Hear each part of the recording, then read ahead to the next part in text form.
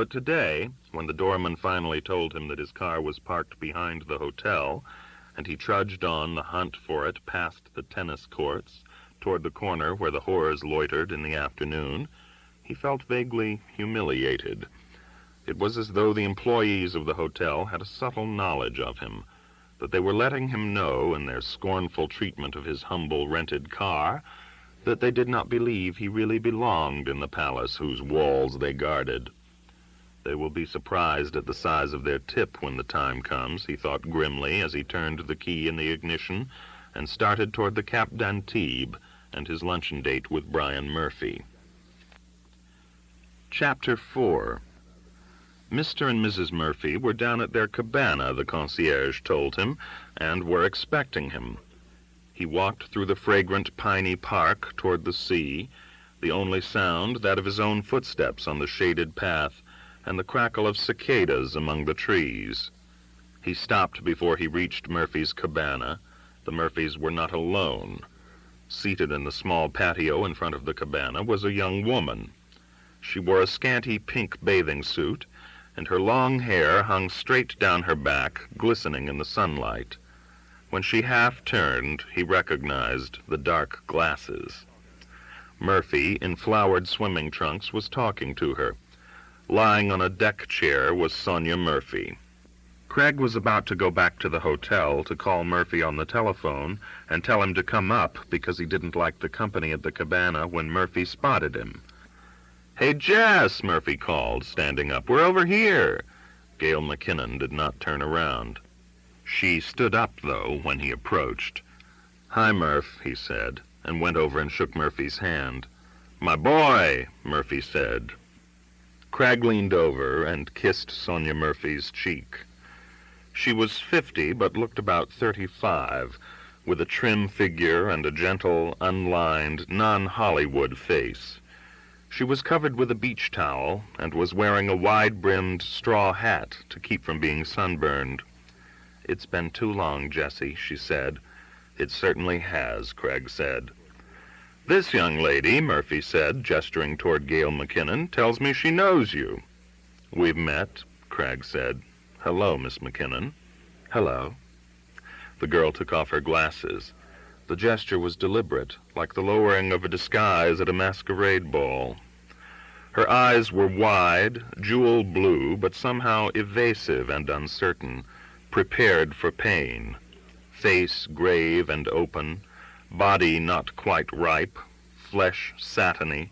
She could have been 16, 17. He had a peculiar feeling that the rays of the sun were concentrated on her, a downfall of light, that he was looking at her from a distance, himself shadowed by a cloud with a dark promise of rain. She was perfect for the moment, poised quietly against the sea, the dazzle of the reflections from the water celebrating her youth, the richness of her skin, her almost angular shapeliness. He had the troubling sense of having already been a witness at the scene, a girl perfect for a moment in bright sun with the sea behind her. He could not tell whether he was oppressed or exhilarated. She reached down, not completely graceful, her long hair swinging, and he saw that there was a tape recorder at her feet. As she bent to the machine, he couldn't help but notice the soft roundness of her belly over the pink cloth of the tiny bikini, the adolescent jut of bones on her generous hips. He wondered why she had disfigured herself the morning before, with the absurd, oversized sweatshirt, the affectation of the blank expanse of dark glass. "She's been interviewing me," Murphy said, "against my will." "I bet," Craig said. Murphy was famous for giving interviews to anybody on any subject. He was a big, heavy-set, squarely built man of 60, with a shock of dyed black hair, a whiskey complexion, shrewd, quick eyes, and an easy, bluff Irish manner. He was known as one of the toughest negotiators in the business, and had done very well for himself while enriching his clients. He had no written contract with Craig, just a handshake, although he had represented Craig for more than 20 years. Since Craig had stopped making movies, they had only seen each other infrequently. They were friends. but, thought Craig meanly, not as close friends as when I was riding high. "How are your girls, Jessie?" Sonia asked. "When last heard from, they seemed okay," Craig said, "or as okay as girls can be at that age. Marcia, I hear, has put on weight." "If they're not up on a possession or pushing charge," Murphy said, "consider yourself a happy parent." "I consider myself a happy parent," Craig said. "You look pale," said Murphy. "Put on a suit and get some sun." Craig glanced at the slender, tan body of Gail McKinnon. "No thanks," he said. "My season hasn't started yet. Sonia, why don't you and I take a walk and let them finish their interview in peace?" "The interview is over," Gail McKinnon said. "He's been talking for a half hour." "Did you give her anything she can use?" Craig asked Murphy. "If you mean did I use any dirty words," Murphy said, "I didn't." "Mr. Murphy was most informative," Gail McKinnon said. "He said the movie industry was bankrupt. No money, no talent, and no guts." "That'll help a lot the next time you go in to make a deal," Craig said. "Screw 'em," Murphy said. "I got my pile. What do I care? Might as well enjoy telling the truth while the mood is on me. Hell, there's a picture going into production that's been financed by a tribe of Apache Indians. What the hell sort of business are you in when you have to get script approval from Apache Indians? We ordered lobster for lunch. You got any objection to lobster?" "No." "How about you?" Murphy asked the girl. "I love it," she said. Oh, Craig thought, she's here for lunch. He sat down on one of the folding canvas chairs facing her. "She's asked me a lot about you." Murphy jabbed a blunt finger in the direction of the girl. "You know what I told her? I told her one of the things wrong with the business is it's driven people like you out of it." "I didn't know I'd been driven out," Craig said. "You know what I mean, Jess," Murphy said. "So it became unattractive to you. What's the difference?" "He was most complimentary about you," Gail McKinnon said. "You would blush with pleasure." "He's my agent," Craig said. "What do you expect he would say about me?" "Maybe you would like to hear what my mother used to say about me when she was alive." "I certainly would." The girl reached down toward the tape recorder. "Should I turn it on?" "Not for the moment." He was conscious of the girl's small smile. She put the dark glasses on again. Once more, she was an antagonist. "Gail says you're being stony-hearted," Murphy said. It didn't take him long to call girls by their first names. "Why don't you give her a break?" "When I have something to say," Craig said, "she'll be the first to hear it." "I take that as a promise, Mr. Craig," the girl said. "From what I heard my husband spouting for the last half hour," Sonia said, "you're wise to keep your thoughts to yourself, Jessie. If it was up to me, I'd put a cork in his mouth." "Wives," Murphy said, but he said it fondly. They had been married 12 years. If they ever fought, they fought in private, the advantage, Craig thought, of late marriages. "People ask too many questions," Sonia said. She had a quiet, motherly voice, and other people give too many answers. "I wouldn't even tell that nice young lady where I bought my lipstick if she asked me." "Where do you buy your lipstick, Mrs. Murphy?" Gail McKinnon asked. They all laughed. "Jess," Murphy said, "why don't you and I wander down to the bar and leave the girls alone for a cozy little pre-luncheon slander session?" He stood up, and Craig stood too. "I'd like a drink too," Sonia said. "I'll tell the waiter to bring one for you," Murphy said. "How about you, Gail? What do you want?" "I don't drink before nightfall," she said. "Journalists were different in my day," Murphy said. "They also looked different in bathing suits." "Stop flirting, Murphy," Sonia said. "The green-eyed monster," Murphy said. He kissed his wife's forehead. "Come on, Jess. Aperitif time." "No more than 2, Sonia said. "Remember, you're in the tropics." "When it comes to my drinking," Murphy said, "the tropics begin just below Labrador for my wife." He took Craig's arm, and they started off together on the flagstone path toward the bar. A plump woman was lying face down on a mattress in front of one of the cabanas, her legs spread voluptuously for the sun. "Ah," Murphy murmured, staring, "it's a dangerous coast, my boy." "The thought has occurred to me," Craig said. "That girl's after you," Murphy said. "Oh, to be 48 again." She's not after me for that. Have you tried? No. Take an old man's advice. Try. How the hell did she get to see you? Craig said. He had never liked Murphy's hearty approach toward sex. She just called this morning, and I said, come along. I'm not like some people I know. I don't believe in hiding my light under a bushel. Then, when I saw what she looked like, I asked if she had brought her bathing suit with her. And she had. By some strange chance, Murphy said. He laughed. I don't fool around, and Sonia knows it, but I do like to have pretty young girls in attendance. The innocent joys of old age. They were at the little service hut by now, and the uniformed waiter there stood up as they approached and said, Bonjour, messieurs. Un gin fizz per la donna cabana numero 42, per favore, Murphy said to the waiter. Murphy had been in Italy during the war and had picked up a little Italian. It was the only language besides English that he knew, and as soon as he left the shores of America, he inflicted his Italian on the natives, no matter what country he was in. Cragg admired the bland self-assurance with which Murphy imposed his own habits on any environment he entered. Si, signore, the waiter said, smiling either at Murphy's accent or with pleasure at the thought of the eventual tip Murphy would leave him. On the way to the bar, they passed the swimming pool set in the rocks above the sea. A young woman with pale blonde hair was standing on the side of the pool watching a little girl learning how to swim. The little girl had hair the same color as the woman's, and they were obviously mother and daughter. The mother was calling out instructions in a language that Cragg could not identify. Her tone was soft and encouraging, with a hint of laughter in it. Her skin was just beginning to turn rosy from the sun. They're Danes, Murphy said. I heard at breakfast. I must visit Denmark someday. On inflated mattresses, set back from the ladder leading to the sea, two girls were lying face down, enjoying the sun. Their halters were discarded, so that there would be no telltale strips of city-white skin across the tanned, beautiful young backs. Their brown rumps and long legs were smoothly shaped, appetizingly tinted. The bikini bottoms were merely a symbolic gesture toward public decorum.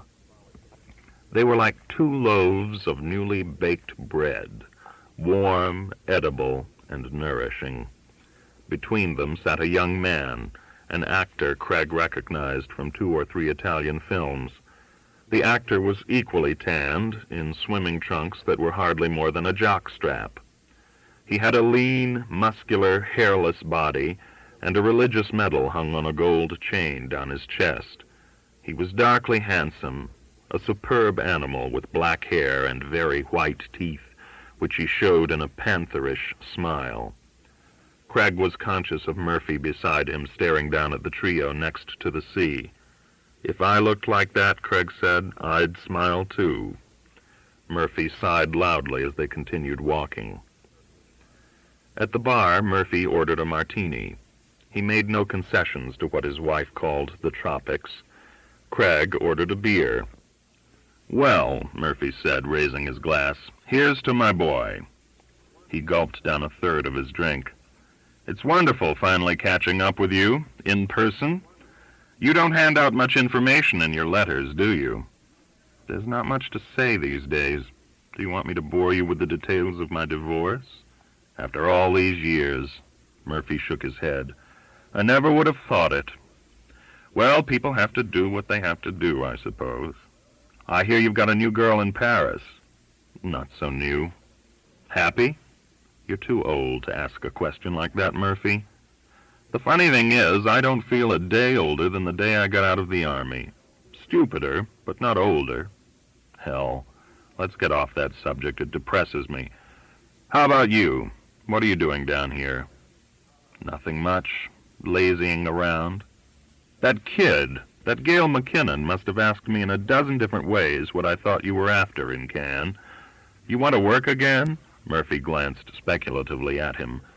Might be, Cragg said, if something good showed up, and if anybody was crazy enough to finance me. It's not only you, Murphy said. Anybody'd have to be crazy to finance almost any movie these days. People haven't been knocking your door down asking you to get me to work for them, have they? Well, Murphy said defensively, you've got to admit you've sort of dropped out of things. If you really want to work, there's a picture I'm putting together. I might be able to swing it. I thought of you, but I didn't bother writing you until it was more definite. And there wouldn't be much money in it. And it's a lousy script, and it's got to be shot in Greece, and I know about you and your politics. Craig laughed at the torrent of Murphy's excuses. It sounds just dandy, he said, all round. Well, Murphy said, I remember the first time you came to Europe, you wouldn't go to Spain because you didn't approve of the political situation there, and I was younger then, Craig said. He poured some more beer into his glass from the bottle on the bar in front of him. Nowadays, if you wouldn't shoot a picture in a country whose politics you didn't approve of, you wouldn't expose much film. You certainly wouldn't shoot a picture in America, would you? I don't know, Murphy said. My politics is take the money and run for the hills. He motioned to the bartender for another drink. Well then, if the Greek thing develops, do you want me to call you? Craig swished the beer around in his glass. No, he said. This is no time to be proud, Jess, Murphy said somberly. You've been out of it, so maybe you don't realize. The movie business is a disaster area. People who were getting $750,000 a picture are offering to work for $50 and getting turned down. I realize. If you're over 30, it's don't call us, we'll call you. Murphy gulped at his drink. Everybody is looking for some long-haired kid that nobody even heard of who will make another easy rider for them under $100,000. It's like a sudden blight has fallen from the sky. It's only movies, Murph, Craig said. Your best entertainment. Don't take it so hard. Some entertainment, Murphy said darkly. Still, I worry about you. Listen, I don't like to bring up unpleasant matters, especially on a holiday. But I know you must be worrying about dough just about now. Just about now, Craig said. Your wife's got lawyers all over the country, practically, and a pair of them have been in with a court order to look at my books to make sure I haven't smuggled any funds out to you that she can't get her hands on. And I know she's taking you for half plus the house, and what you've got in the market. Murphy shrugged. You know what the market's like. And you've been living for 5 years with almost nothing coming in. God damn it, Jess, if I can swing the Greek thing, I'm going to make you do it. Just for walking around money until something breaks. Are you listening to me? Of course. I'm making as much of an impression on you as on a stone wall, Murphy said gloomily. You took it too hard, Jess. So you had a couple of flops. So what? Who hasn't? When I heard you were coming to Cannes, I was delighted. Finally, I thought, he's coming out of it. You can ask Sonia if I didn't say just that. But you just stand there giving me the fisheye when I try to talk sense. He drained his martini and motioned for another. In the old days, if you had a flop, you'd come up with 5 new ideas that next morning. The old days, Craig said. I'll tell you what you have to do these days, Murphy said. No matter how much talent you have, or how much experience you have, or how nice you are to your mother, you can't just sit back and wait for people to come to you begging you to take their $10 million to do a picture for them.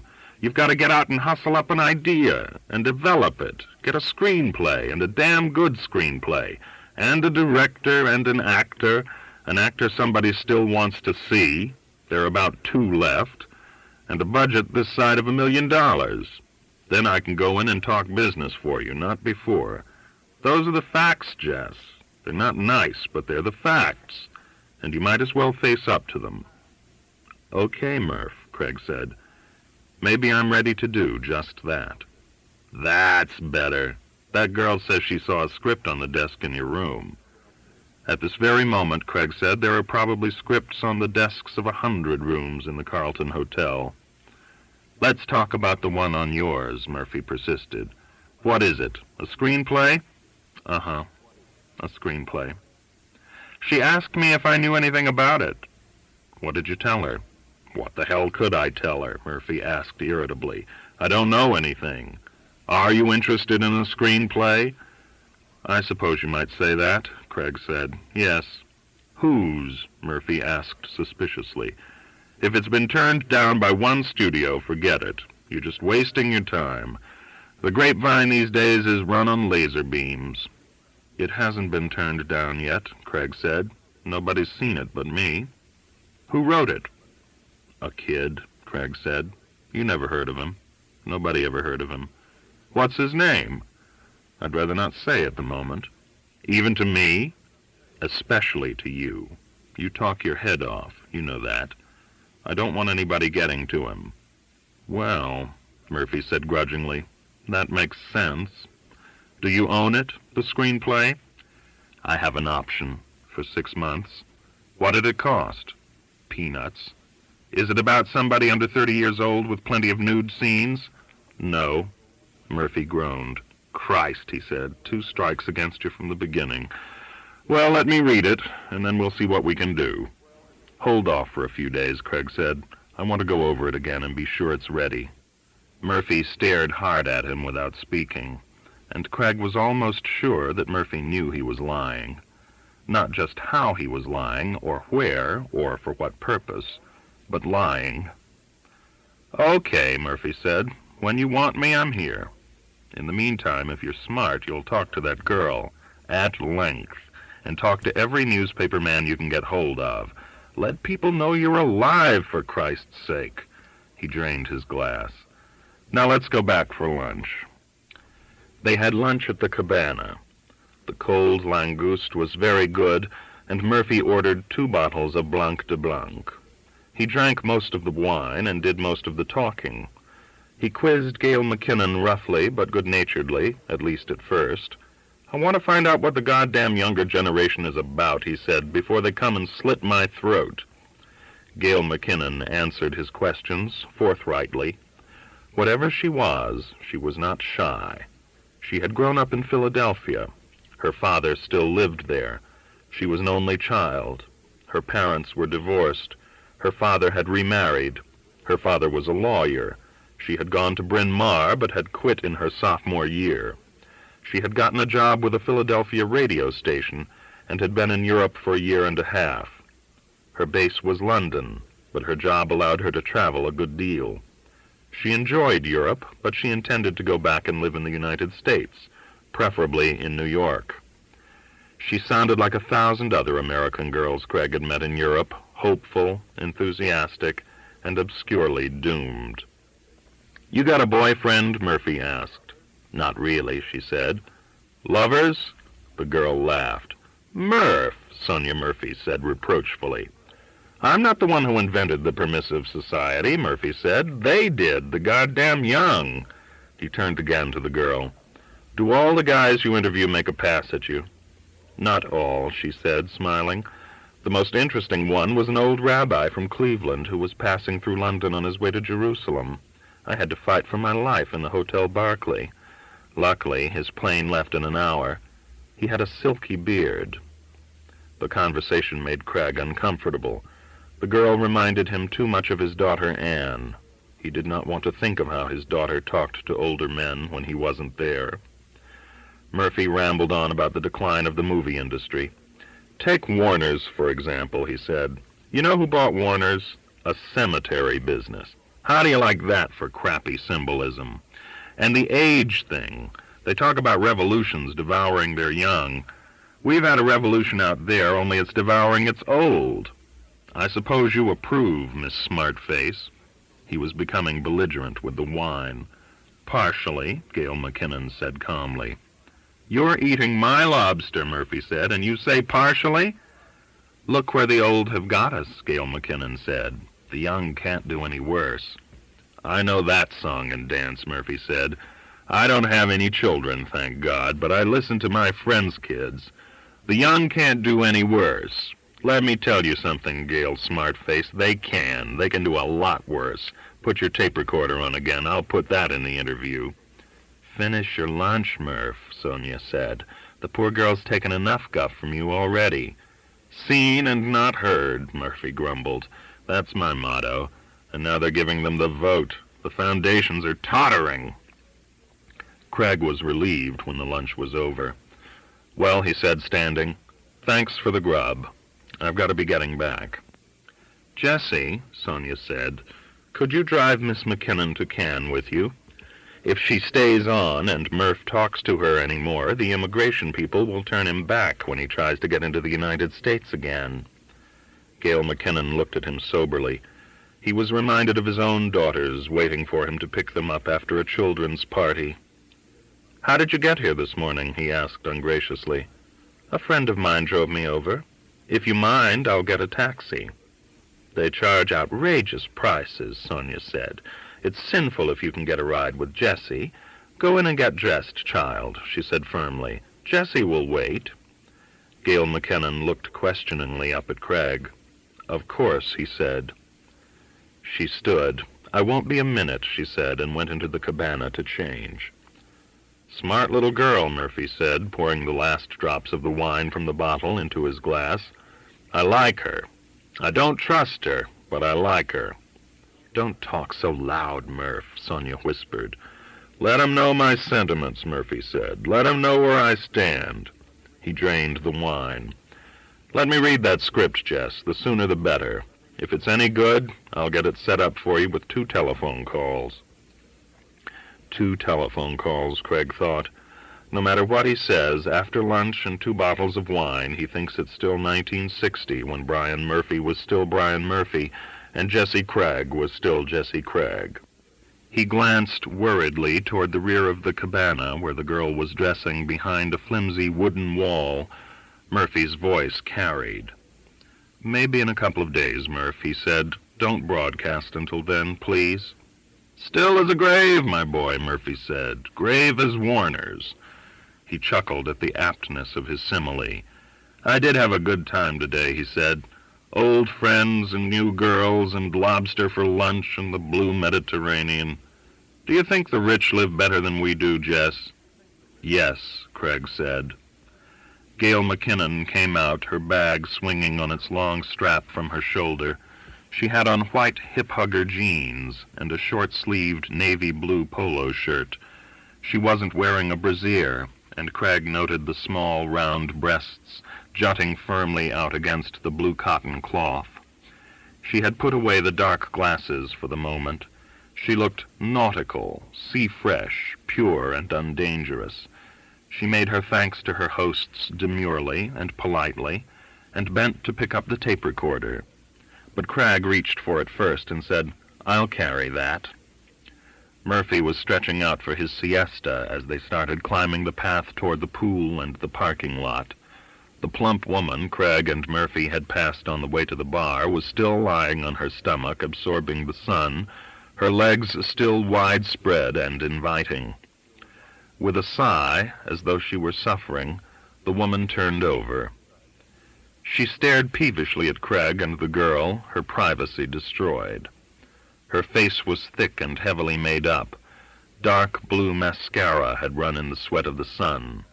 She was no longer young, and the features were marked by self-love, lust, greed, a sly and corrupt worldliness. The face made a shocking contrast with the healthy, peasant fullness of the body. Craig found her hideous and averted his eyes. He couldn't have borne it if she had spoken aloud. He let Gail McKinnon walk in front of him and followed her, protecting her. In her sandals, she drifted noiselessly over the scoured stones. Her long hair blew cleanly in the sea wind. Suddenly he remembered what had troubled him when he first saw her in the Murphys' patio standing in sunlight with the sea behind her. She had reminded him of his wife Penelope on a June day on the Long Island shore, girlish and rosy, poised on a dune, outlined against the incoming tide. The Danish mother was propped up against the rocks beside the pool, reading, her child sitting with her blonde head on her mother's shoulder. A dangerous coast. Take an old man's advice. Try. Walking to the car, Gail McKinnon put on the ridiculous dark glasses again. Chapter 5. When he drove the car out of the gate of the hotel grounds, he turned, out of an old memory, in the wrong direction, toward Antibes, instead of toward Juan-les-Pins and Cannes. The year after his marriage, he had rented a villa for a summer on the coast between the Cap and Antibes, and the habit of turning toward it, he realized a little ruefully, had remained with him all this time.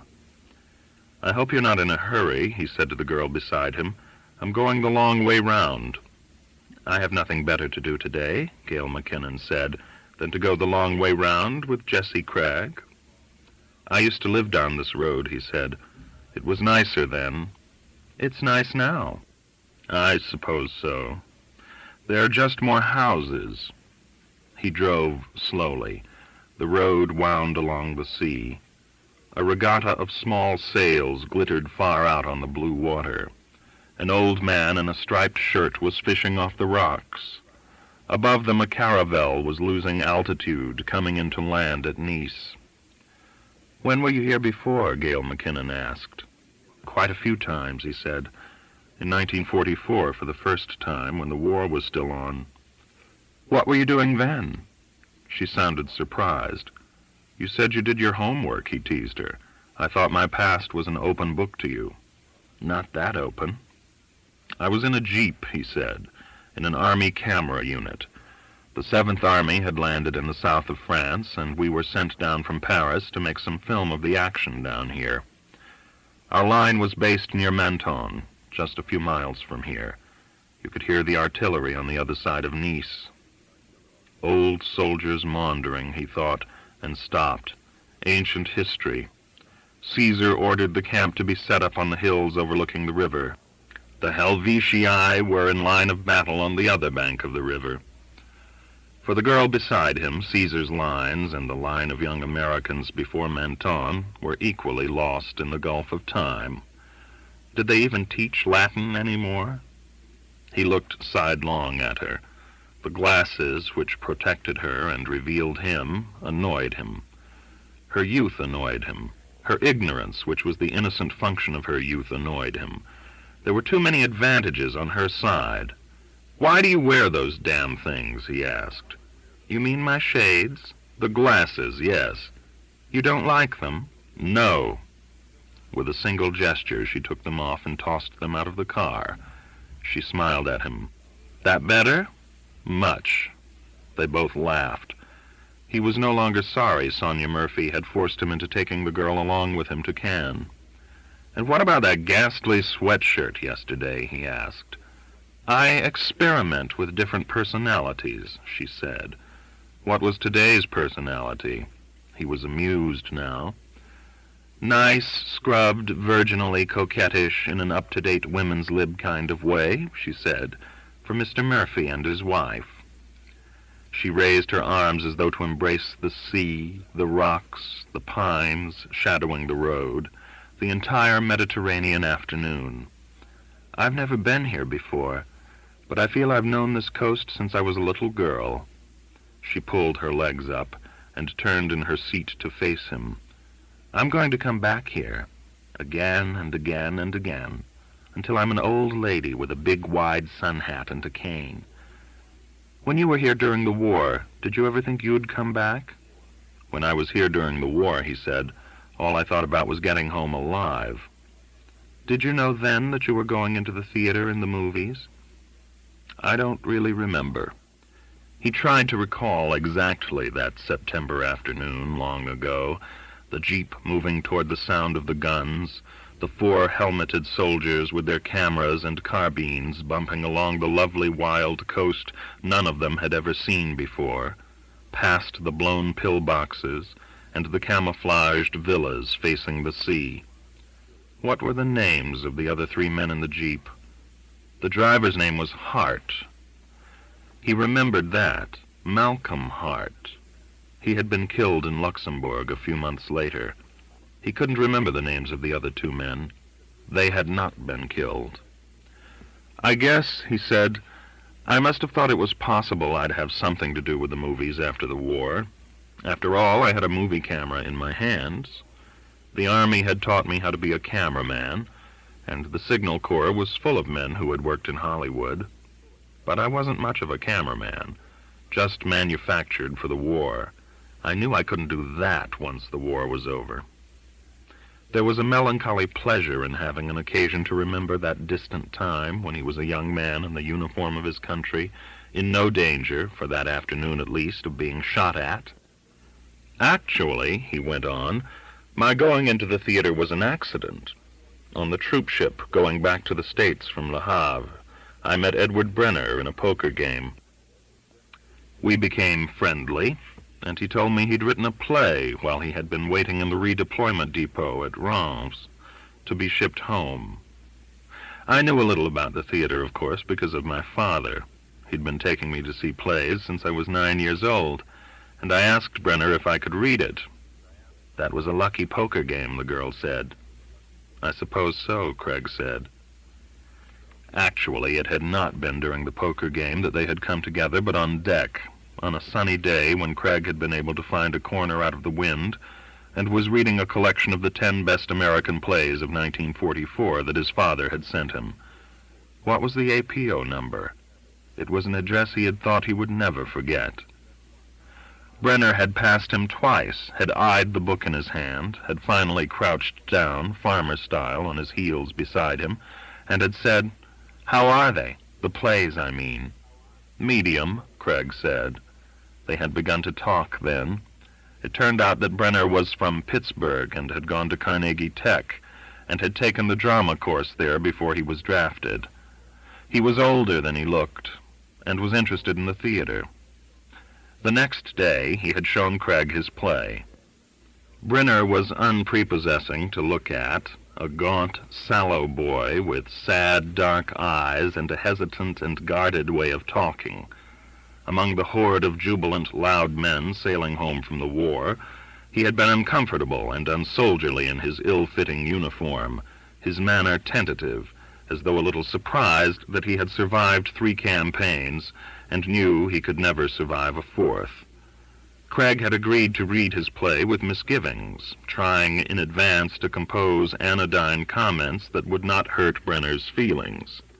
He was unprepared for the fierceness of the emotion, the harsh unsentimentality, the rigor of the construction of the infantry private's first dramatic work. While he himself had never done anything in the theater, he had seen enough plays to be convinced, with youthful egotism, of the accuracy of his own taste. He had not measured his enthusiasm when he had discussed Brenner's play with him, and by the time they had passed the Statue of Liberty, the 2 men were firm friends, and Craig had promised Brenner that through his father he would get the play into the hands of producers. Brenner had to go to Pennsylvania to be discharged, and then to resume at Carnegie Tech. Craig, who stayed in New York, pretending to be looking for work, communicated with him only through the mails. There wasn't much to communicate. Craig's father had loyally approached the producers he knew, but the play had been turned down by all of them. "Nobody, they say," Craig had written Pittsburgh, "wants to hear about the war. They are all idiots. Do not despair. One way or another, this play will go on." It went on, finally, because Craig's father died and left $25,000. "I know it's a wild idea," Craig had written Brenner. "I don't know anything about producing, but I think I know more than the horses' asses who turned down your play. And by now I know an awful lot about your play. If you're willing to bet your talent, I'm willing to bet my dough." Brenner was in New York 2 days later and never saw Pittsburgh again. Because he was practically penniless, he moved into the room in the Hotel Lincoln where Craig was living, and in the 5 months that it took to put the play on, they were together 24 hours a day. The year-long examination of the manuscript through the mails, with the testing and weighing of every line, had made the play their common property, and they were surprised when very occasionally their reactions to the people and ideas they had to deal with in the course of the production differed at all. The director, a young man by the name of Baranis, who had had some experience in the theater, and who had thought he would be treated respectfully by the 2 neophytes, had complained one day when a pet notion of his had been calmly voted down, almost without discussion by them. "Christ," Baranis had said, "I bet when you 2 guys go to sleep you have the same dreams." Curiously, the one time they had had a serious disagreement, it had been about Penelope Gregory, later to be Penelope Craig. She had been sent up to the office by an agent to read for a small part, and both Boranis and Craig had been favorably impressed by her beauty and by the soft, deep voice. But Brenner had been adamant. "Sure," he said, "she's beautiful. Sure, she has a great voice, but there's something I don't believe about her. Don't ask me why." They had had Penelope up to read again, but Brenner refused to change his mind, and in the end they had compromised on a plainer girl.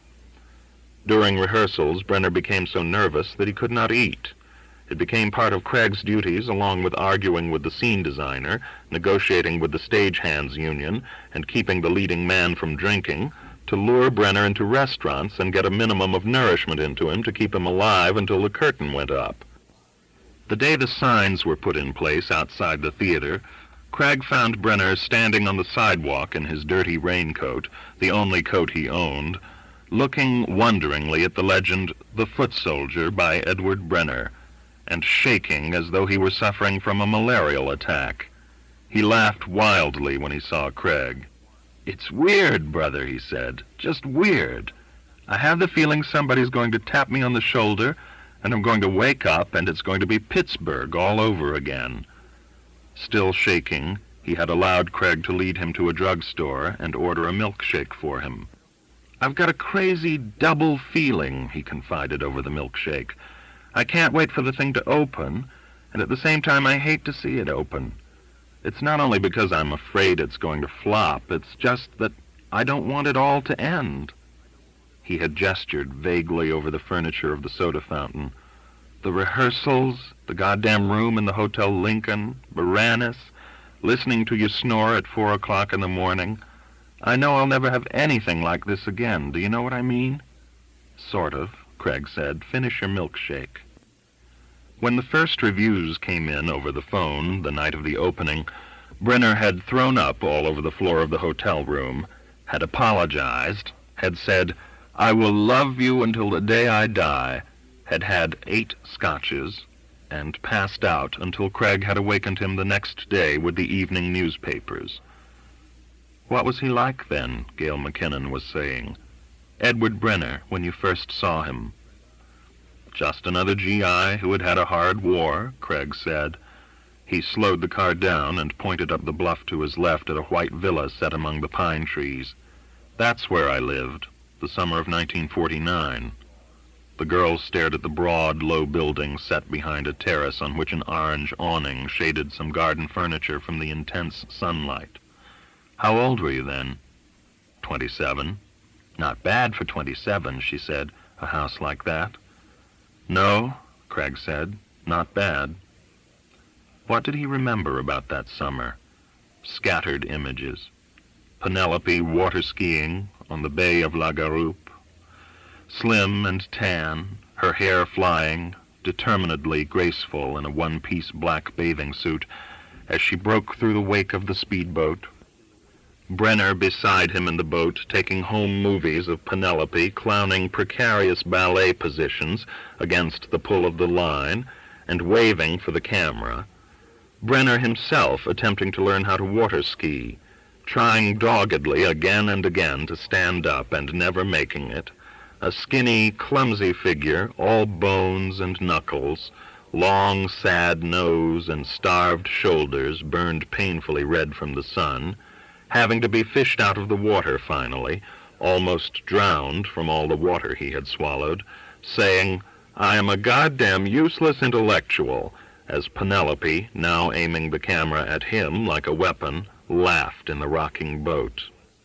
Dancing in the open square on a velvety night in the walled town of Eau-de-Cagne, moving to tinny French music in and out of the light of the lanterns hung along the old stone walls, Penelope, small, neat, and weightless in his arms, kissing him under the ear, smelling of sea and jasmine, whispering, "Let's not go back anywhere, ever."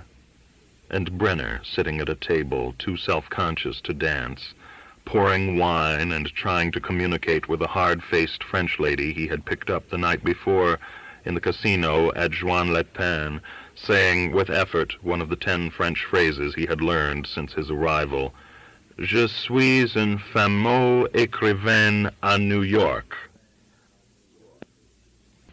And Brenner, sitting at a table, too self-conscious to dance, pouring wine and trying to communicate with a hard-faced French lady he had picked up the night before in the casino at Juan-les-Pins, saying with effort one of the 10 French phrases he had learned since his arrival. Je suis un fameux écrivain à New York. Driving home in the green dawn from Monte Carlo, where among them they had won 100,000 francs at 650 francs to the dollar, Craig at the wheel of the small open car, Penelope between the two men, her head on Craig's shoulder, and Brenner shouting in his croaking voice into the wind, "Here we are, Scott, on the Grand Corniche," and all of them trying to sing Les Filles Mortes, which they had heard for the first time the night before.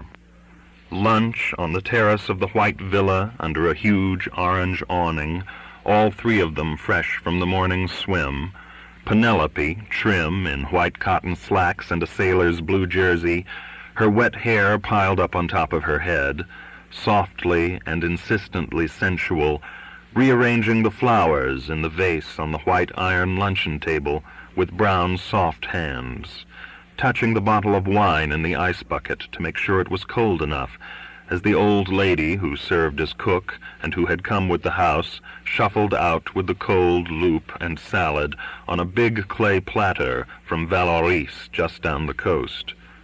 What was the old lady's name? Hélène. Perpetually in black, in mourning for 10 generations of her family who had died within the walls of Antibes, and who fussed lovingly over the 3 of them, whom she called mes 3 beaux jeunes Américains, none of whom had ever had a servant before then, and putting red, white, and blue flowers on the breakfast table for the 4th of July and Bastille Day. The piercing, sharp odor of the pine forest behind them in the noonday sun, the siestas in the afternoons, Penelope in his arms in the great bed in the high-ceilinged, shadowed room, traversed here and there by light broken into thin lances by the shutters that were closed against the heat.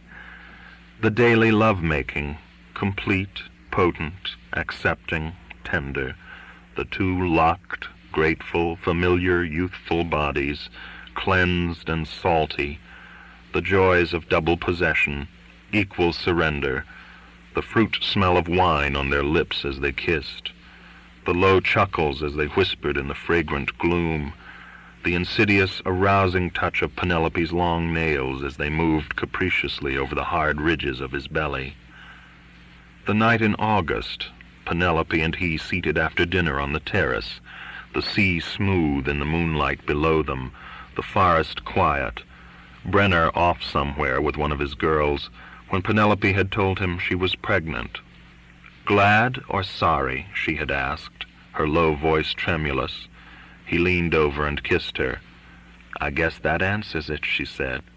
He went into the kitchen and brought out a bottle of champagne from the icebox, and they toasted themselves in the moonlight and decided to buy a house in New York when they went back, because now that they would be a family, the apartment in the village would not be big enough for them. "Don't tell Ed," Penelope said. "Why not? He'll be jealous." "Don't tell anybody. They'll all be jealous." The routine of the mornings. After breakfast, he and Brenner sprawled in swimming trunks in the sun, the manuscript of Brenner's new play open on the table between them, and Brenner saying, "What about as the curtain comes up on the 2nd act? The stage is dark, and she comes in, goes over to the bar. You only see her in silhouette. She pours herself a drink, sobs, then knocks the whole drink down in one gulp." Both of them squinting against the Mediterranean light, envisaging the dark stage, the actress moving in the hushed, full theater on a cold winter's night in the welcoming city across the ocean, as they worked on the revisions of Brenner's 2nd play, which Craig had already announced for production in November. Craig had produced 2 other plays since The Foot Soldier, and they had both been successes. One was still running, and he had rewarded himself with the season in France as a belated honeymoon for himself and Penelope. Brenner had spent most of the royalties he had made on the foot soldier, which had not turned out to be all that much finally, and he was practically penniless again. But they had high hopes for the new play. Anyway, that year Craig had enough for everybody and was learning how to live luxuriously.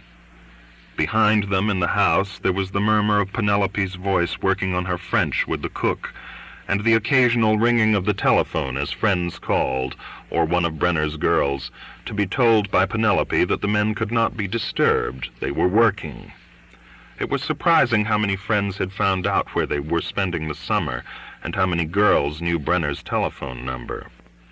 At noon, Penelope coming out in her bathing suit, announcing, "Swim call!"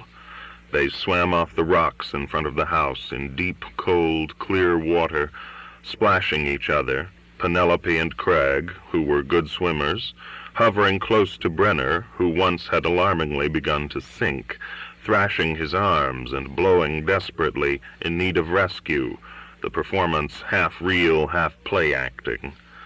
"Oh," he had said when they had hauled him out, and he was lying pink and slippery, beached on the rocks. "Oh, you aristocrats, you know how to do everything.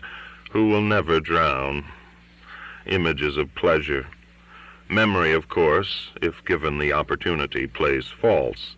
No time, even the month or the week that you remember later as the happiest of your life, is all of one piece, all pleasure. There was the argument with Penelope that broke out late one night 2 or 3 weeks after they had moved into the villa, about Brenner. In the shuttered bedroom, so that they had to talk in whispers to keep Brenner from overhearing, although he was at the other end of the hall and the walls were thick. "Isn't that man ever going to leave?" Penelope demanded. "I'm getting tired of never being able to make a move without seeing that sad, long face hanging over your shoulder."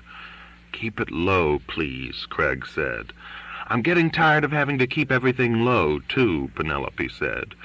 She was sitting up on the edge of the bed, naked, brushing her blonde hair, "as though I'm in somebody else's house." "I thought you liked him," Craig said, surprised. He had been half asleep, waiting for her to finish with her hair and turn out the lamp and get in beside him. "I thought you were friends."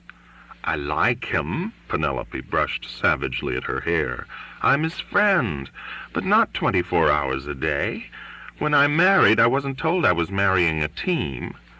"It's not 24 hours a day," Craig said, knowing he sounded foolish. "Anyway, he'll probably leave when we finish getting the script ready." "That script won't be ready until the day the lease runs out," Penelope said bitterly. "I know that man."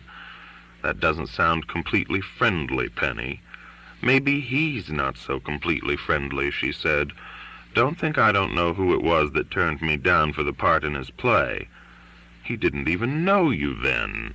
"Well, he knows me now." 10 harsh strokes of the brush. "Don't tell me he thinks I'm the greatest actress to come to New York since Ethel Barrymore." "We haven't discussed it," Craig said lamely. "Keep your voice down." "I'll bet you haven't discussed it." "I'll bet there's a lot of things you haven't discussed. Like the way whenever you're talking about anything seriously, you ignore me. Just ignore me." "That isn't true, Penny." "You know it's true. The two great minds working as one, deciding the fate of the world, the Marshall Plan, the next elections, the atomic bomb, Stanislavski." The brush was going like a piston now, listening to me indulgently as though I'm an idiot child. "You're absolutely irrational, Penny." "I'm irrationally rational, Jessie Craig, and you know it." He had to laugh then, and she laughed too, and he said, "Throw that damned brush away and come to bed." And a moment later she threw the brush away and turned out the light and came to bed. "Don't make me jealous, Jessie," she whispered, holding on to him. "Don't ever leave me out of anything." And then days went by just as they had before, as though there had never been the midnight conversation on the edge of the bed. Penelope being sisterly and fond with Brenner, forcing him to eat, to put some meat on his poor bones, as she said, and being demure and quiet while the men talked, and unostentatiously emptying ashtrays, bringing fresh drinks, teasing Brenner gently about the girls who called and the girls who sometimes stayed overnight and came down to breakfast the next morning, asking if they could borrow a bathing suit for a dip before getting back to town. "I'm a desirable sex object on the Côte d'Azur," Brenner said, embarrassed but pleased at the teasing. "It was never thus in Pennsylvania or Fort Bragg." Then the bad evening, at the end of August, when Craig was packing to catch the night train up to Paris because he had to meet the head of a movie studio there to negotiate the terms for the sale of the play that was still running in New York. Penelope came in pulling a robe around her after a bath. Her eyes, usually a soft brown, now harsh and dangerous. She watched him throw some shirts into his bag. "How long are you going to be?" she asked. 3 days, at the most. Take that son of a bitch with you." "What are you talking about?" "You know what I'm talking about. Whom I'm talking about." "Shh! Don't shh me in my own house. I'm not going to play nursemaid to that one-play genius, that Steel Town Don Juan, for 3 days while you go gallivanting around the night spots of Paris." "I'm not going gallivanting anywhere, Penny," Craig said, trying to be patient. "You know that. And he's in the middle of the third act. I don't want him to interrupt. I wish you'd be as thoughtful about your wife as you are about your holy, scrounging friend. Has he bought us a dinner since he's been here? One single dinner? What difference does that make? He's busted, you know that." "I certainly do. He sure as hell makes that clear. Where does he get all the money to take those tarts out 5 times a week? What do? Finance him for that, too? What is it? Are you getting a vicarious kick out of his scrubby little conquests?" "I have a great idea," Craig said quietly. "Why don't you pack and come along with me to Paris?" "I'm not going to be driven out of my own house by any oversexed superior leech like Edward Brenner," Penelope said loudly, ignoring Craig's shushing gestures. "And let him turn this place into a whorehouse with his cheap tarts running in and out just as near naked as the law allows. You better warn him. From now on, he's got to behave himself. I'm through with behaving like the madam of a private bordello for him, taking down telephone numbers for him, saying, 'Mr. Brenner is busy now, Yvette, or Odile, or Miss Big Tits. Can he call you back?'" She's jealous, Craig thought wonderingly. Go figure women out. But all he said was, "Don't turn bourgeois on me, Penny. That went out with World War I." "I'm bourgeois. That's it." She began to cry. "Now you know it. Go complain to your elegant friend. He'll sympathize with you. The great bohemian artist who never pays for anything will offer his condolences." She ran into the bathroom and locked the door, and stayed in there so long that he was sure he was going to miss his train. But just when he heard Brenner toot warningly on the horn of the car outside, the bathroom door opened, and Penelope came out, dry-eyed and smiling, fully dressed. She squeezed Craig's arm and said, "Forgive the tantrum. I'm a little jittery these days." And they went out to the car together. As the train pulled out of the Antibes station, with Craig leaning out the window of the wagon-lit, Penelope and Brenner were standing side by side on the platform in the dusk, waving to him. When Craig got back from Paris, Brenner gave him the finished copy of the play and said he had to leave for New York. They made plans to meet in New York at the end of September and had a farewell party, and when Craig and Penelope put him on the train, he said that he had never had a better time in his whole life. With Brenner gone, Craig read the final version of the play Brenner had left him. As he read the familiar pages, he was conscious of a growing unease, and at the end a vast echoing emptiness. What had seemed, as he worked with Brenner, to be funny and alive and touching, now was dead on the page before him, hopeless. He realized that until then he had been deceived by the beauty of the summer, his appreciation of his friend's real talent, the engulfing, optimistic joy of work.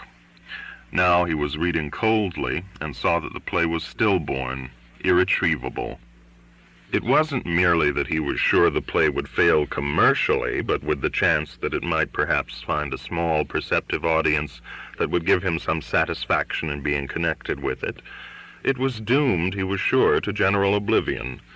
If it had been anybody else's play, he would have rejected it immediately. But with Brenner, friend or no friend, he knew that if the play went on, Brenner would suffer badly. Without telling Penelope his reaction, he gave her the script to read. She had heard them talking about it, of course, and knew what it was about, but she hadn't read a word of it. A mediocre actress, Penelope was a shrewd judge in the theater, intuitive and tough-minded. When she had finished reading, Penelope said, "It won't go, will it?" "No." "They'll murder him, and you." "I'll survive." "What are you going to do?" she asked. He sighed. "I'm going to put it on," he said. She didn't mention it again. He was grateful for her tact. He didn't tell her, though, that he wasn't going to risk anybody else's money in it, that he was going to back it completely himself. The rehearsals were disastrous. He couldn't get any of the actors he wanted, or the director he wanted, or even the scene designer he wanted, because the play appealed to no one. He had to make do with worn-out hacks and inexperienced beginners, and he spent tortured nights trying to make up lies about the stream of refusals to protect Brenner's ego. So-and-so loved the play but had signed for Hollywood. So-and-so had promised to wait for the new Williams play. So-and-so was involved in television. Brenner remained serenely certain of success. His one triumph had made him feel inviolate. In the middle of rehearsals, he even got married to a plain, quiet woman by the name of Susan Lockridge, who wore her straight black hair in a severe schoolteacherly bun, and who knew nothing about the theater, and who sat entranced through the rehearsals, thinking that was the way all rehearsals looked. Craig acted as best man at the wedding, and gave the party, and sweated as he acted the jolly, confident host, raising his glass again and again to toast the newlyweds and the success of the play. Penelope didn't appear for the party.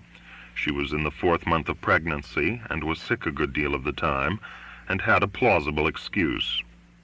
A week before the opening night, Craig took Susan Brenner aside and told her they were heading for disaster, and that the only sensible thing was to call the whole thing off.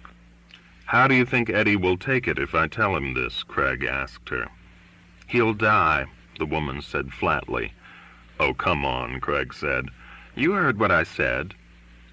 "Okay," Craig said wearily. "We'll open. Maybe there'll be a miracle." But there wasn't any miracle. Only half the audience was left when the curtain came down on opening night.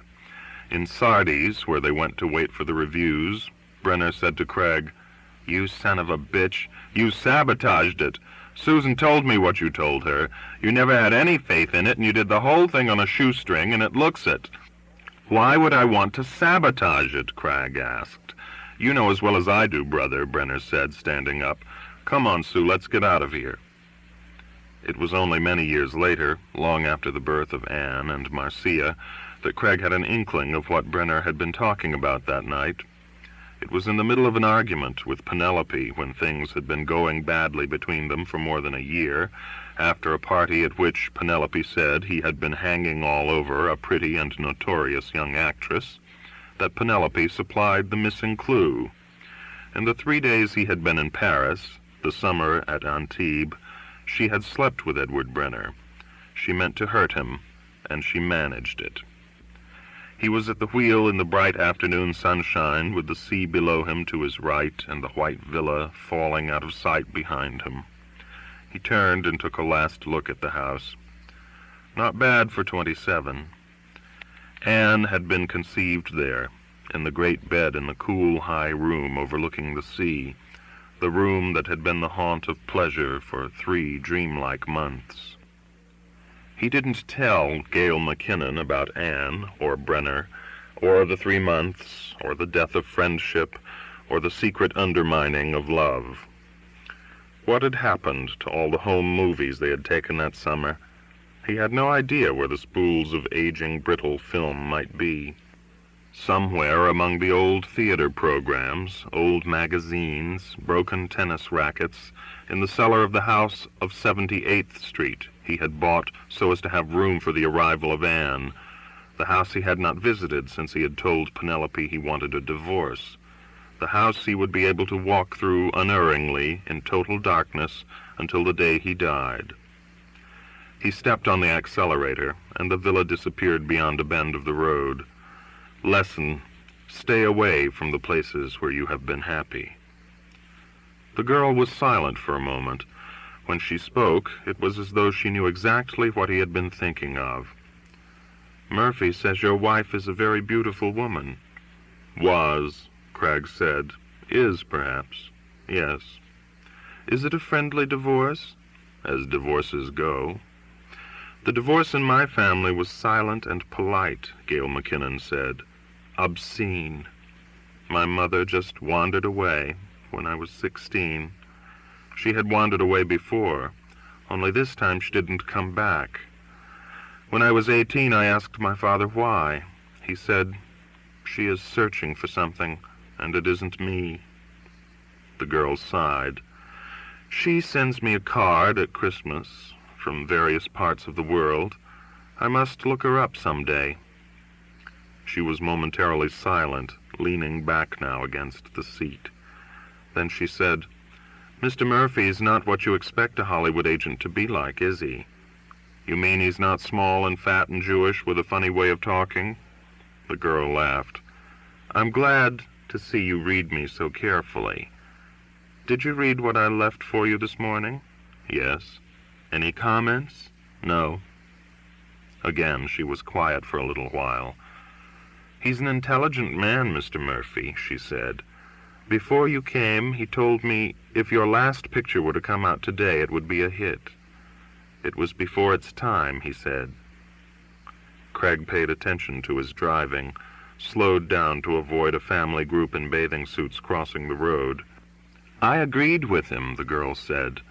"Maybe it wouldn't have been a hit, at least in Mr. Murphy's terms, but people would have recognized how original it was." "You saw it?" Cragg couldn't help sounding surprised. "Yes. Mr. Murphy said the big mistake you made was not becoming a director. He says it's a director's business now." "Maybe he's right." "Mr. Murphy said it would have been easy any time until 1965 to get you a picture to direct." "That's probably true." "Weren't you tempted?" "No." "Why not?" "Laziness, maybe." "You know that's not true." The girl sounded aggrieved at his evasiveness. "Well, if you must know," Cragg said, "I felt I didn't have the talent for it. At best, I would have just been pretty good. There would have been 50 better men than I at the job." "Weren't there 50 better men working as producers?" Now her tone was challenging. "Maybe 5, he said. And maybe if I was lucky, they would die off or go on the booze or lose their touch." "If you had it to do all over again," the girl said, "would you do something else?"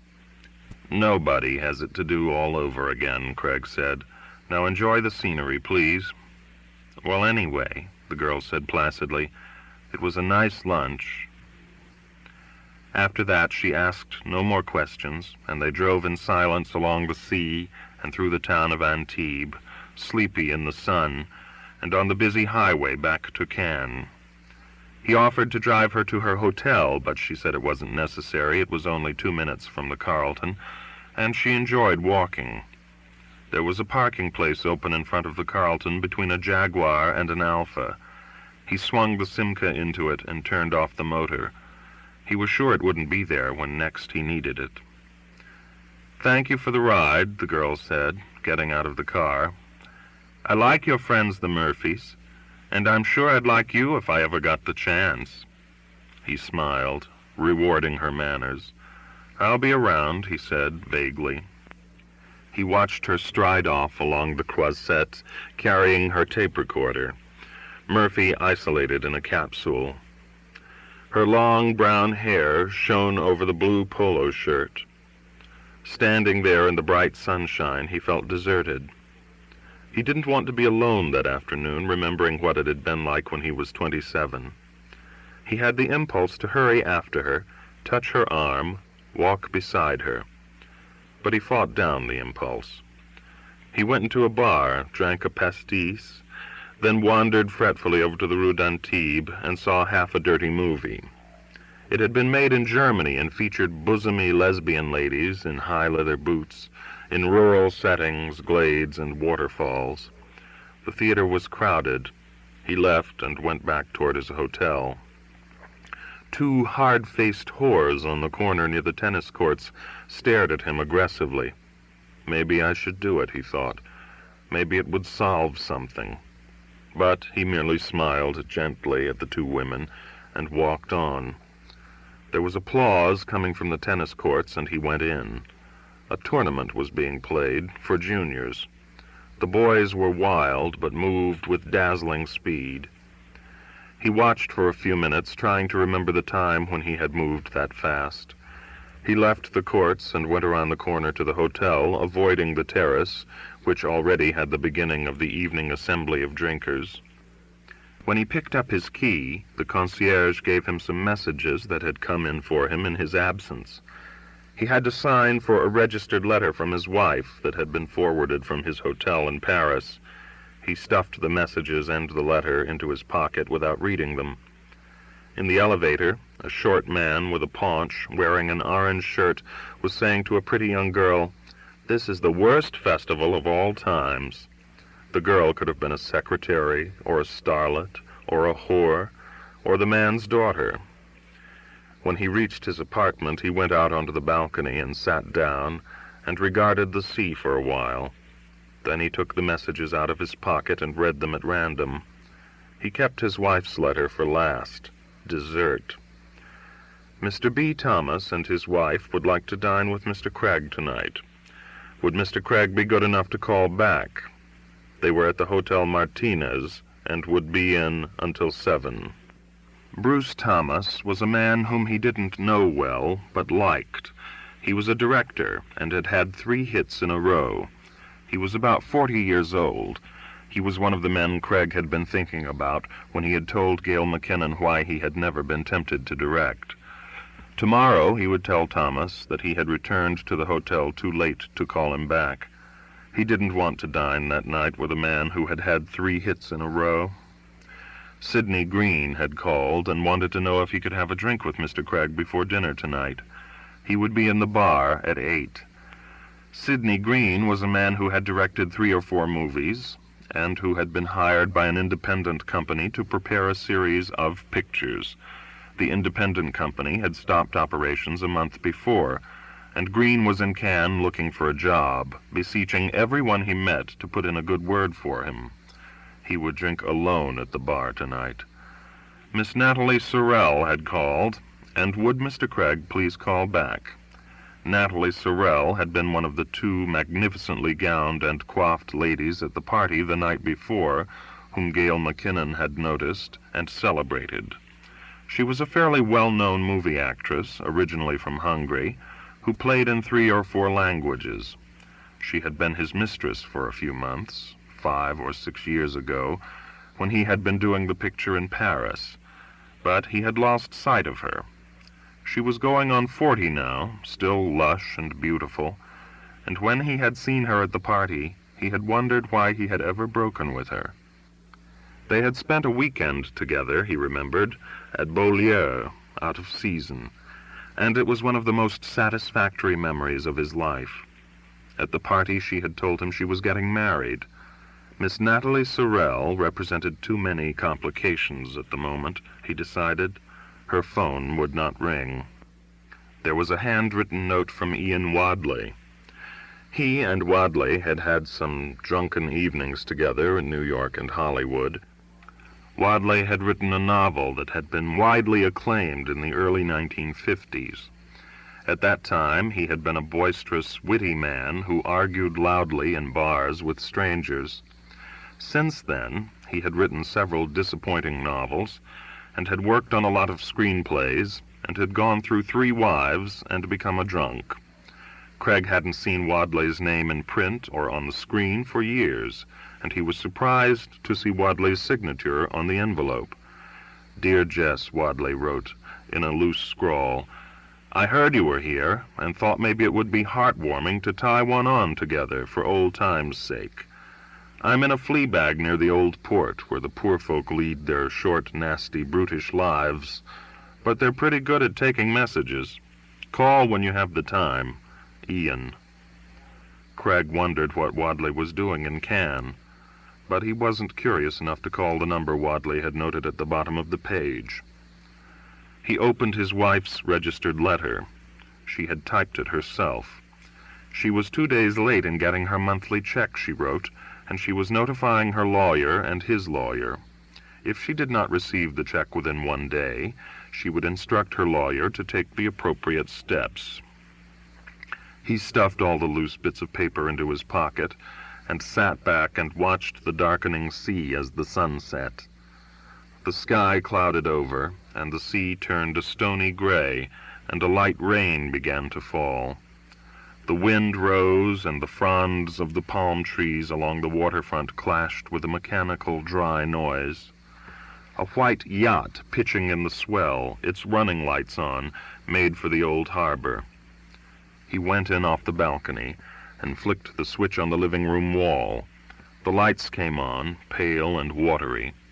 In the yellowish glow, the room looked shabby and unwelcoming. He got out his checkbook and sat down at the desk and wrote out a check for his wife. He hadn't added up his balance in the checkbook for weeks, and he didn't do it now. He put the check in an envelope and wrote the address. Now a stranger's house, although still full of his books and papers and the furniture of half a lifetime. He pulled open the drawer of the desk and took out the script, one of 6 copies that were lying there.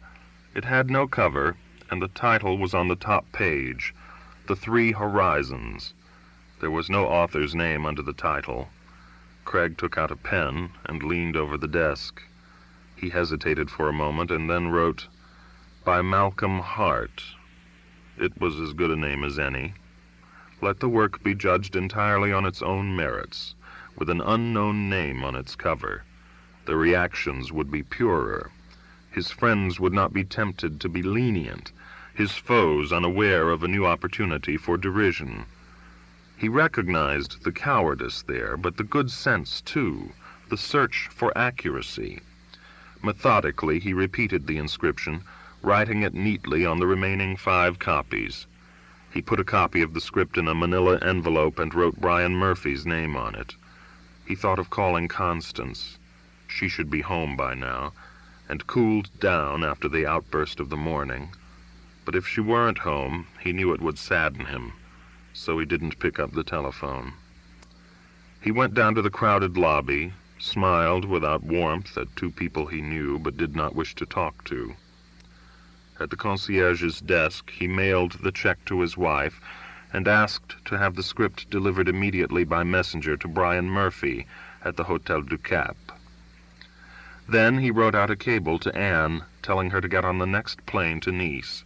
If he was going to be unsettled by the young, it might as well be his own flesh and blood.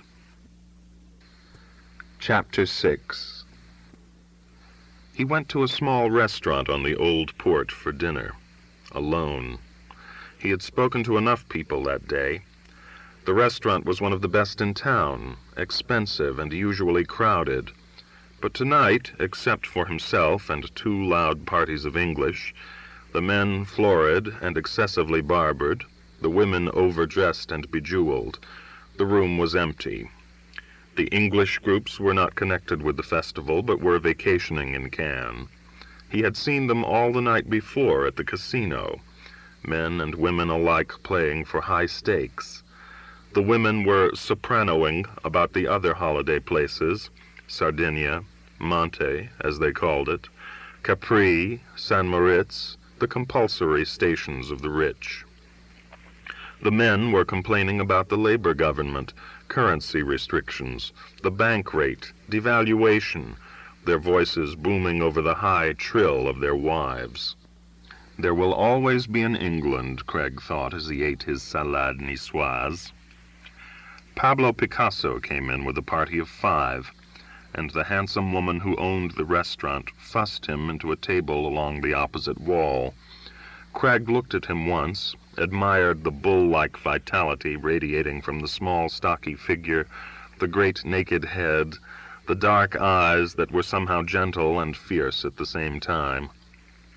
Then he averted his glance. Picasso, he was sure, enjoyed his fame, but he had the right to spoon his soup without having his every gesture noted by a middle-aged, prying American whose only claim to the artist's attention was that he had once hung a lithograph of a dove on the wall of a house he no longer owned. The two English groups had stared briefly and incuriously at Picasso and his party as they entered the restaurant, then went back to their steaks and their champagne. Later, the proprietress came over to his table. "You know who that is, don't you?" she said in a low voice. "Of course." There was a little sardonic gesture of her head for her British customers. "They don't recognize him," she said. "Art is long," Craig said, "and recognition is fleeting." "Comment?" The proprietress looked puzzled. "An American joke," Craig said. When he had finished his dinner, the proprietress gave him a brandy on the house with his coffee. If the English had recognized Picasso, he would have had to pay for his own brandy. As he went out of the restaurant, he passed Picasso's table. Their eyes met briefly. He wondered what the old man's eyes really saw. An abstraction, an angular, ugly product of the American machine. A murderer standing over a slain Asian peasant counting bodies. A mournful, displaced clown at an alien, sad carnival. A lonely fellow human being moving painfully across an empty canvas. He deplored the conventions that ruled his conduct. How satisfactory it would be to go over to the old man and say, "You have enriched my life." He went out of the restaurant and crossed the street to the quay to walk past the moored yachts bobbing gently in the quiet black water. Why are you not all at sea, he wondered. As he neared the turn of the harbor, he saw a familiar figure approaching under the lamplights. It was Ian Wadley, walking, shambling loosely and wearily, his head down. At the last moment, Wadley saw him and straightened up sprucely and smiled at him. Wadley had grown fat and bulged out of his unpressed clothes. His collar was open to accommodate the thick, flabby throat, and a tie hung, carelessly low and askew, down the rumpled shirt. He needed a haircut, and the uncombed thick hair, going in all directions over the high, bulging forehead, gave him a wild, prophetic air. "Just the man I wanted to see," Wadley said loudly. "My friend, the boy wonder." Wadley had met Craig when he had just turned 30. The phrase was now meant to hurt, and it did. "Hello, Ian," Craig said. They shook hands. Wadley's palm was sweaty. "I left a note for you," Wadley said accusingly. "I was going to call you tomorrow." "Who knows where I'm going to be tomorrow?" Wadley's voice was a little thick. He had been drinking, as usual. He had started to drink when his books had begun to go badly, or his books had started to go badly when he had begun to drink. The cause and effect of Ian Wadley. "Aren't you here for the whole festival?" Craig asked. "I am nowhere for nothing," Wadley said. He was drunker than Craig had first thought. "What are you doing?" "When?" "Now." "Just taking a walk." "Alone?" Wadley peered around him suspiciously, as though Craig were hiding some dubious companion among the upturned dories and the fishing equipment on the dark quay. "Alone," said Craig. "The loneliness of the long-distance producer," Wadley said. "I'll walk with you. 2 comrades, veterans of the retreat from Sunset Boulevard." "Do you always talk in movie titles, Ian?" Craig asked. He was annoyed by the writer's assumption that they were linked in disaster. "The art of now," Wadley said. "Print is dead. Read any Canadian philosopher. Lead me to the nearest bar, boy wonder. I've had enough to drink for tonight. Lucky man, Wadley said. Anyway, I'll walk with you. You've got to be going in a better direction than I am. They walked side by side, Wadley self-consciously straight-backed and springy. He had been a handsome man with bold, lean features, but his face had been destroyed by drink and fat and self-pity.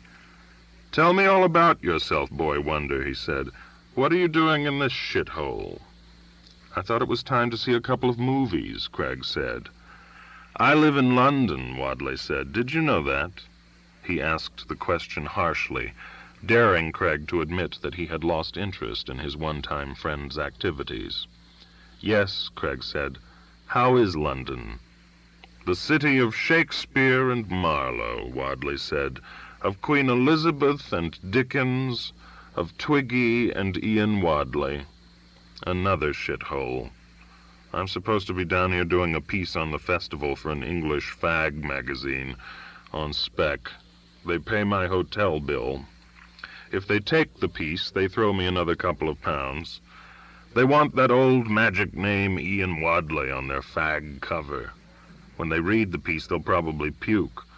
All I've seen here is shit, and I'm going to say so. There'll be a Twitter in the dovecote. The fag entertainment editor never learned how to read, so he thinks movies are today's music of the spheres, the art of now. He thinks Jean-Luc Godard turns out a new Sistine Chapel 4 times a year. Christ, he thought Blow Up was a masterpiece. What do you think of the crap they're showing here?" "Some good, some bad," Craig said. "I figure by the time the thing's over, we'll have seen at least 6 good pictures." "6?" Wadley snorted. "When you make up the list, send it to me. I'll include it in my piece. Freedom of the press. The half-dozen selections of a once great mind." "You'd better go back to your hotel, Ian," Craig said. "You're being a pain in the ass." "I'm sorry." Wadley was genuinely contrite. "My manners have deteriorated the last few years, along with everything else. I don't want to go back to my hotel. There's nothing there for me but a collection of fleas and half the manuscript of a book I'll probably never finish. I know I'm a bitter son of a bitch these days, but I shouldn't take it out on a pal like you. Forgive me. You do forgive me, don't you, Jess?" He was pleading now. "Of course. We were friends, weren't we?" He was still pleading. "We had some good times together, didn't we? We put down a lot of bottles together. There's still something left, isn't there, Jess?" "Yes, there is, Ian," Craig said, although there wasn't. "What kills me," Wadley said, "is what passes for writing these days, especially in the movies. Everybody grunting and saying, yeah, and like you know, I dig you, baby, and let's fuck, and that's supposed to be dialogue. That's supposed to be how the noble human animal communicates with his fellow man under the eye of God. And the people who write like that get 100,000 a picture and win Oscars and all the girls they can handle, and I'm down to writing a crappy 2,000-word piece on spec for a fag English magazine." "Come on, Ian," Craig said. "Every artist has his ups and downs. Just about everybody goes in and out of fashion in his lifetime, if he lasts long enough." "I will be back in fashion 50 years after I die," Wadley said. "Posterity's darling, Ian Wadley. And how about you? I haven't seen many articles in the Sunday papers recently saying how wonderful you are." "I'm on sabbatical leave," Craig said, from admiration. "It's one hell of a long sabbatical leave," Wadley said. "So it is." "That reminds me," Wadley said. "There's a girl here by the name of McKinnon. She's some kind of reporter who keeps trying to pump me about you. All sorts of questions. About women, girls, your friends, your enemies. She seems to know more about you than I do. Have you been talking to her?" "A bit." "Be careful," Wadley said. "She has a funny light in her eye." "I'll be careful."